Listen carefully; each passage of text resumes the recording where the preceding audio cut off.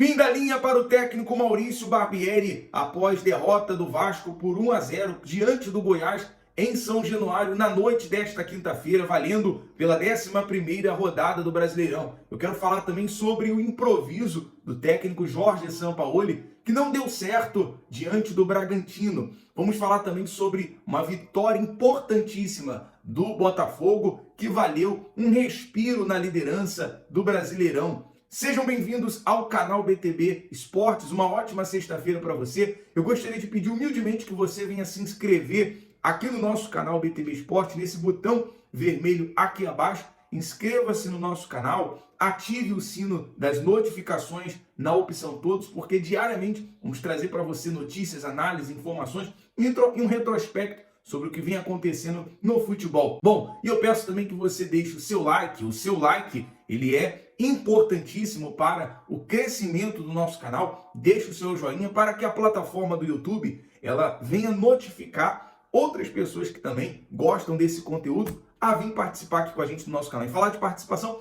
você pode deixar aqui o seu comentário, a sua opinião. Vamos falar aqui sobre algo importante que foi a demissão do técnico Maurício Barbieri. O técnico que durante esses 6 meses vem fazendo uma péssima temporada diante do Vasco. Só no Campeonato Brasileiro, ontem foi a 3ª derrota do Vasco em São Januário diante da sua torcida. Uma verdadeira humilhação, um verdadeiro vexame que fez o torcedor até ir embora mais cedo de São Januário, temendo uma possível retaliação da torcida, tal como foi em Santos, aquele protesto, aquele ato de violência que aconteceu na quarta-feira. Graças a Deus, não foi tão pior assim em São Januário. É claro que nós repudiamos qualquer ato de violência, mas a torcida ontem foi ao limite em São Januário. A torcida que é apaixonada, uma torcida que apoia o seu time nos momentos difíceis, vem apoiando o time nos acessos para a Série A, mas ontem foi o fim da linha, foi o estopim diante do Goiás, um time limitado, um time que o Vasco poderia vencer com mais facilidade. O Vasco conseguiu, por uma bola no segundo tempo, levar o gol que levou a derrota do Vasco em São Januário. E essa derrota ocasionou algo que os torcedores já vinham pedindo há muito tempo. O Vasco perdeu em São Januário para o Bahia, o Vasco perdeu em São Januário para o Santos por 1-0 e ontem para o Goiás. Sustentar o técnico Maurício Barbieri ou defendê-lo é defender o indefensável, é sustentar o insustentável, é cuspir na cara do torcedor vascaíno. Essa é a realidade. E não só o técnico Maurício Barbieri, mas quem são os responsáveis pela contratação? Pois vem fazendo um trabalho de incompetente, pois formar um time como o Vasco foi formado para essa Série A é formar meio time. Não é à toa que o Vasco vem contando com peças de reposição que são da base. Os garotos que vêm ajudando, até mesmo como o Ryan, um garoto de 16 anos, empenhado dentro de campo, podemos dizer assim, o melhor dentro de campo no Vasco. Pois o time não corresponde. O time teve 10 dias para treinar. O time teve a data FIFA, embora o time do Vasco já vem tendo aí uma semana cheia para treinar e o resultado ele não vem. O time não consegue corresponder dentro de campo, trazer um bom retrospecto dentro de campo. Quando joga fora, perde.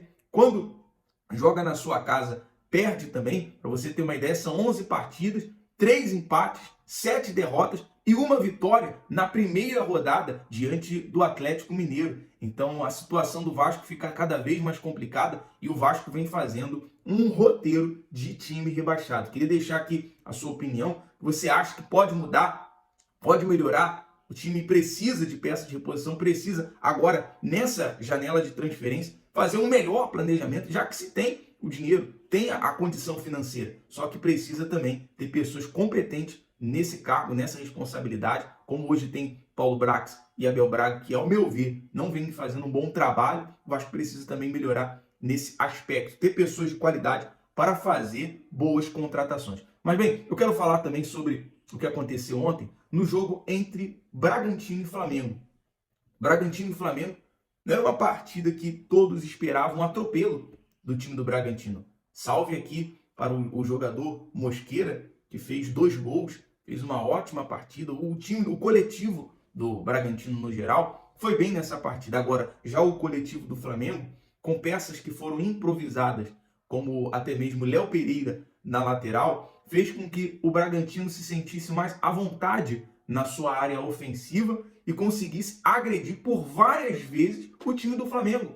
Uma coisa que vale a gente ressaltar aqui, como pode o time perder por 4-0 e o melhor jogador em campo ser o goleiro Matheus Cunha, porque se não fosse o goleiro Matheus Cunha, o Flamengo teria levado um chocolate muito pior do que foi. Queria que você deixasse aqui a sua opinião sobre o Flamengo em campo ontem.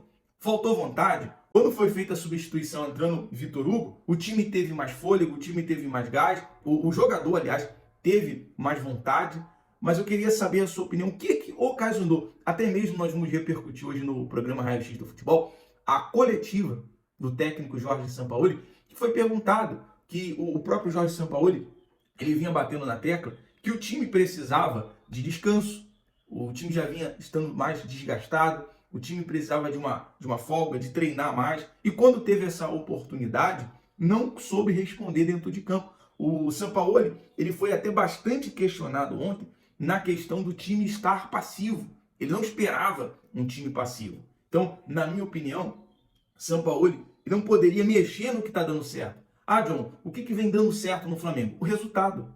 Mesmo em alguns jogos, o Flamengo não jogando bem, ele está conseguindo resultado, está conseguindo ali o que importa, os 3 pontos, né? A vitória quando se é em Libertadores ou na Copa do Brasil, e principalmente no Brasileirão, que é um campeonato de pontos corridos.